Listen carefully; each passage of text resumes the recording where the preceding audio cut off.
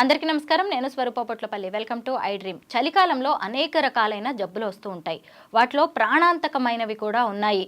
అయితే అసలు చలికాలం అనేది ముఖ్యంగా నరాల మీద ఎలాంటి ప్రభావం చూపిస్తోంది, అలాగే ఈ వింటర్ సీజన్లోనే బ్రెయిన్ హ్యామరేజెస్ కేసులు ఎందుకు పెరిగిపోతున్నాయి, చలికాలంలో కాఫీ తాగడం వల్ల అలాగే ఐస్ క్రీమ్ తినడం వల్ల జరిగే నష్టాలేంటి, వీటన్నిటి గురించి మనకున్న డౌట్స్ని క్లియర్ చేయడానికి ఆస్టర్ ప్రైమ్ హాస్పిటల్స్ నుంచి senior neuro surgeon doctor Ranganatham గారు నాతో పాటు ఉన్నారు. సార్తో మాట్లాడదాం. సార్ నమస్తే. నమస్తే అండి. సార్, అసలు చలికాలం అనేది మన ఆరోగ్యం మీద ఇంత ప్రభావం చూపిస్తుందా అనిపిస్తుంది. ఎందుకంటే వాతావరణ పరిస్థితులకి అనుగుణంగా మనం మన ఫుడ్ మార్చుకుంటాం, మన జీవన విధానాన్ని మార్చుకుంటాం కదా. ఈ చలికాలంలో ముఖ్యంగా మెదడు మీద ఎలాంటి ప్రభావం ఉంటుంది సార్? అంటే చలికాలం అన్నది ఒక మాటలో చెప్పాలంటే అసలు మెదడు వానికి ఇబ్బందులకి చాలా నెగిటివ్గా పనిచేస్తుందని చెప్పాలి. అది ఏ విధంగా పనిచేస్తుందంటే, ఒక మాట, రక్తం సప్లై అక్కడ రక్తనాళాలు ఏవైతే ఉందో మనకు చేతులు కాళ్ళలో ఉండే రక్తనాళాలు కుంచుకుపోతాయి. వాసో కన్స్ట్రిక్షన్ అంటారు. ఎందుకు జరుగుతుంది? అది లోపల ఉండేటువంటి టెంపరేచర్ని కోర్ టెంపరేచర్ అన్నమాట. కోర్ టెంపరేచర్ అంటే బయట మనం రికార్డ్ చేసే టెంపరేచర్ 98.4 అయితే దానికంటే ఒక ప్రెషర్ ఎక్కువ ఉంటుంది. కోర్ టెంపరేచర్ అక్కడ మెదడు లోపల, లివర్ లోపల, వీటిలో వచ్చే టెంపరేచర్ని అది మెయింటైన్ చేయాలంటే శరీరం దానికి రియాక్షన్ అవుతుంది. ఇంకొకటి అయాన్ ఛానల్ అని ఒకటి ఉందండి. అది అయాన్ ఛానల్ అంటే ఏమిటి? ఇప్పుడు కణాలు ఉన్నాయి, కణాలకు ఒక పొర ఉంటుంది, దానిలో రంధ్రాలు ఉంటాయి, దానిని ఉంచి ఈ అయాన్ ఛానల్ తయారవుతూ ఉంటుంది. అది ఒక సక్రమంగా అన్నీ నడవాలి అని అంటే ఇది ఉపయోగపడే ఒక ఛానల్.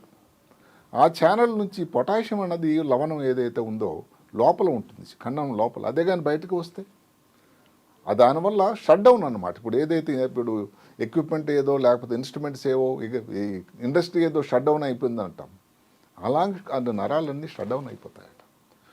కొన్ని జబ్బులు ఈ కోల్డ్ టైంలోనే ఎక్కువ అవుతుంది. ఉదాహరణకి ఎవరికైనా హెచ్ఐవి ఉందనుకోండి, లేకపోతే హెర్పీ సింపుల్ ఇక్కడ బొబ్బల్లాగా వస్తాయి, లేకపోతే ఇక్కడ దద్దుర్లాగా వస్తాయి, హెర్పీ జోస్టర్ అని, ఇవి చాలా చాలా ఎక్కువ అయిపోతాయి ఇబ్బందులు. బ్రెయిన్ హెమరేజ్ సంగతి సరే. అదే కాకుండా ఇప్పుడు కొన్ని ఉన్నాయి, పార్కిన్సన్స్ డిజీజ్ అని, ఇలాంటి జబ్బుల్లో కూడా ఈ ఇబ్బంది అన్నది మల్టిపుల్ స్క్లెరోసిస్ అని ఇలాంటివి ఎక్కువ అవడానికి ఆస్కారం ఉంది. అందువల్ల చలికాలం అన్నది ఎట్టి పరిస్థితుల్లో వెల్కమ్ కానే కాదు.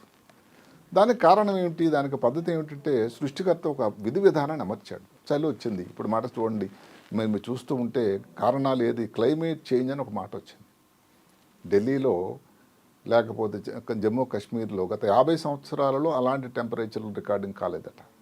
అంతవరకు మన హైదరాబాద్ భాగ్యనగరంలోనే 5 సంవత్సరాలు ఇంత చల్లటి వాతావరణం ఎప్పుడూ లేదు. ఇన్ని రోజులు ఉన్న వాతావరణం, ఇంకా ఈరోజు కూడా ఇంకా చల్లగా ఉంటుందని ఆల్రెడీ ఈ వాతావరణ శాఖ హెచ్చరించారు. అంటే ఇక్కడ ఇబ్బందులు అనేది అందరూ గ్రహించకపోయినా దానివల్ల నరాల మీద నేను న్యూరో సర్జన్గా గత 42 సంవత్సరాల అనుభవంతో దానిలో కొన్ని పరిశోధన చేసినట్టయితే ఇలాంటి ఇబ్బందులు కనబడుతున్నాయి. ఉదాహరణకు మీరు తలనొప్పి అనండి, తలనొప్పి అనేది ఇప్పుడు మాటకి మైగ్రేన్ అనుకోండి, ఈ టైంలో గమనించి అందరికీ చాలా ఎక్కువ అవుతూ ఉంటుంది. అవును సార్, సైనస్ ప్రాబ్లమ్స్ ఎక్కువ అవుతూ ఉంటాయి. అదే కాకుండా ఇప్పుడు ఈ టైంలో అందరికీ అదేమిటో కానీ శీతకాలం, వేసవకాలంలో సరే ఐస్ క్రీమ్ తింటారు, ఎవరో ఇష్టం వాళ్ళది. ఈ శీతకాలంలో ఐస్ క్రీమ్ తింటే ఐస్ క్రీమ్ హెడేక్, దాని పేరు ఇంకొక పేరు కూడా ఉంది, బ్రెయిన్ ఫ్రీజ్ అని. అంటే బ్రెయిన్ పక్కాన కొన్ని సెకండ్ల పాటు అసలు ఏమిటి కాదు, దాని అచేతనంగా అయిపోతుంది. ఎందుకు అంటే ఐస్ క్రీమ్ ఇక్కడ గొంతుకు లోపల టచ్ అయినబట్టే అక్కడ గాంగ్లియాన్ ఉంటుంది, స్పీనోపాలటైన్ గాంగ్లియా అని. దాని పేరు ఇంకొక పేరు కూడా ఉంది, స్పీనోపాలటైన్ న్యూరాలజియా అని. అది కంటి వెనక కానీ లేకపోతే ఫోర్ హెడ్ మీద కానీ ఎలాంటి నొప్పి వస్తుందంటే అసలు భరించలేని నొప్పి. అదృష్టవశాత్తు కొన్ని సెకండ్లు కొన్ని నిమిషాల్లో పరిసమాప్తి అయిపోతుంది. ఇదే కానీ పర్సిస్టెంట్గా ఉంటే, కాబట్టి ఐస్ క్రీమ్ ప్రియులకి మేము ఇబ్బంది పెట్టడానికి కాకపోయినా వాళ్ళలో ఈ అవకాశం ఒక ప్రాబ్లం అయితే ఉన్నది. అన్నిటికంటే ఇంకొకటి ఏమిటండి, ఇప్పుడు బెల్స్ పాల్సీ అని చాలా వినుంటారు మీరు కామన్గా. ఇప్పుడు బెల్స్ పాల్సీ అంటే సడన్గా మూతి వంకర రావడం. చలికాలం అండి, నేను ఏదో బస్సులో ప్రయాణం చేస్తున్నాను, కిటికీ పక్కన కూర్చున్నాను, ఆ చలిగాలికి తెల్లవారేసరికి నాకు వచ్చింది. శీతకాలంలో అది చాలా ఎక్కువ అవుతుంది. దానికి కారణాలు ఏమిటి? ఈ బెల్స్ పాలసీ కోసం ఇక్కడ నర్వ్ ఉంటుంది, పైకి వస్తుంది, 7వ నంబర్ నర్వ్, దాని పేరు ఫేషియల్ నర్వ్ అంటారు. అక్కడ ఉండే కండరాలు, ఇంకొక మాట ఏమిటంటే శీతకాలంలో ఏం జరుగుతాయంటే కండరాలు నిండుకొని రక్తం సప్లై తగ్గిపోవడం వల్ల సంకోచం అయిపోతాయి, గట్టిగా అయిపోతాయి. మ్మ్. సో ఆ పక్కన ఉండేటువంటి ఈ నరం మీద ఒత్తిడి చేస్తూ ఉంటాయి. దానిని బెల్స్ పాల్సీ అంటారు. బెల్స్ పాల్సీ దానివల్ల పెరుగుతుంది.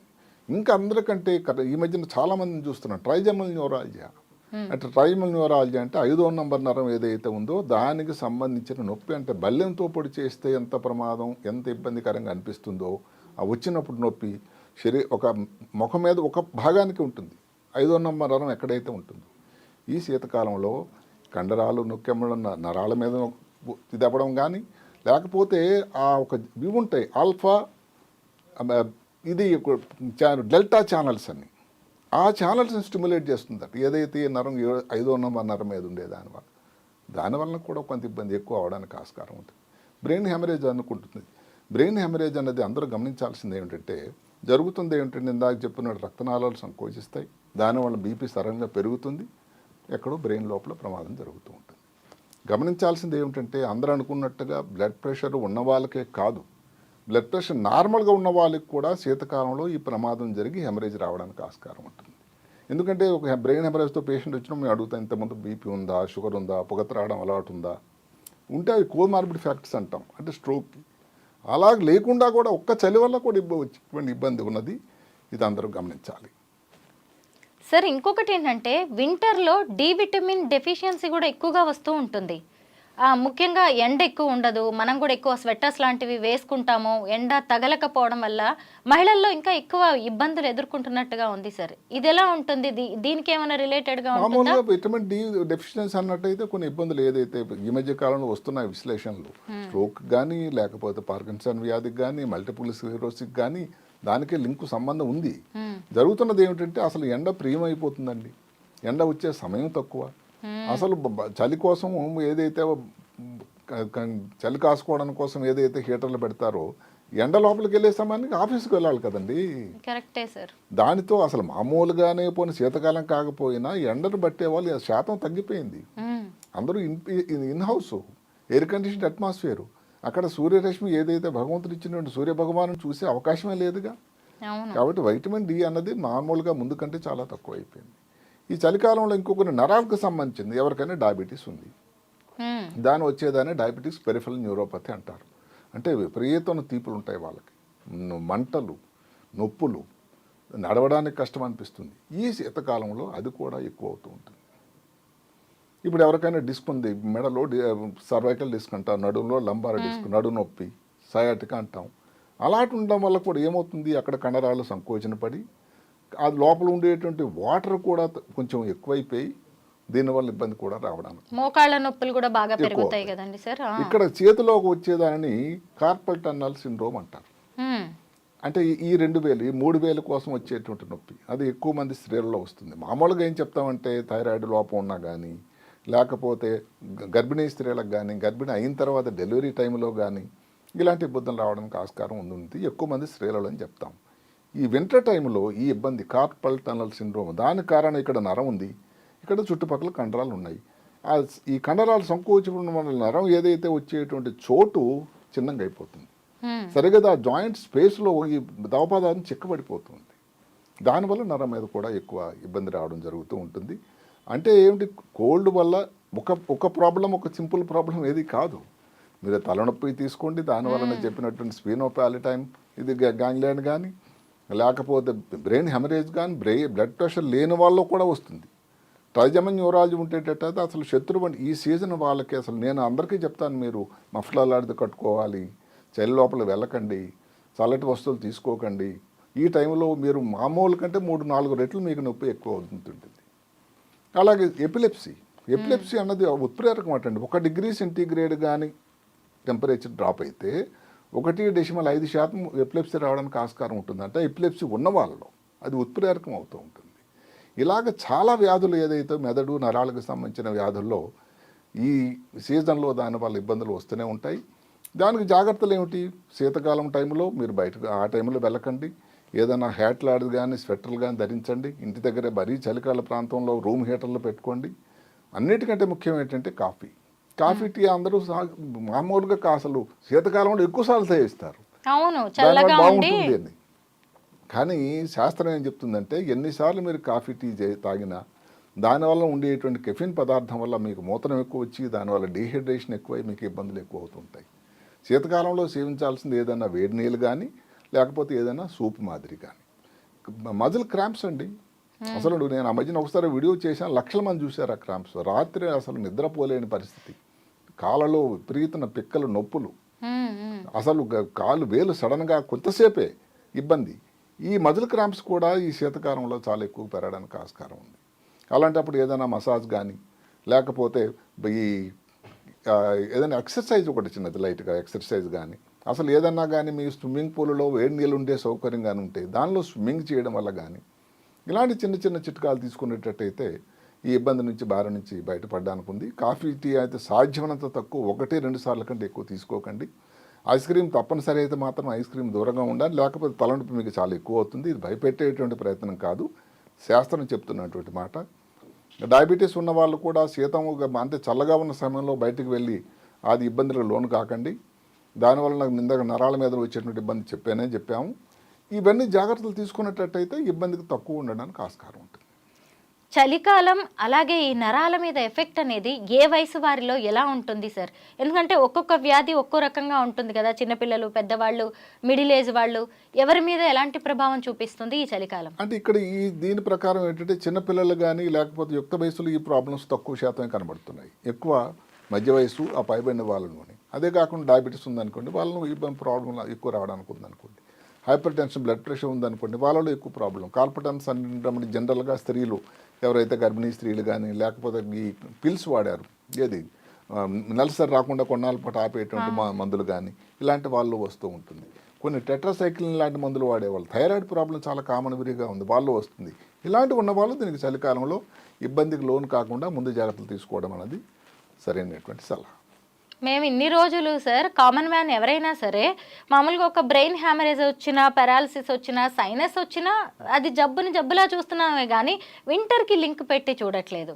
ఎందుకంటే ఇంత తెలియకపోవడం వల్ల. ఎంత నిర్దిష్టంగా చెప్పబడిందంటే బ్లడ్ ప్రెషర్ ఉంటేనే బ్రెయిన్ హ్యామరేజ్ కాకుండా బ్లడ్ ప్రెషర్ లేని వాళ్ళలో కూడా చలి వల్ల రక్తనాళాలు సంకోచం అంటే వ్యాసో కన్స్ట్రిక్షన్ అంటారు.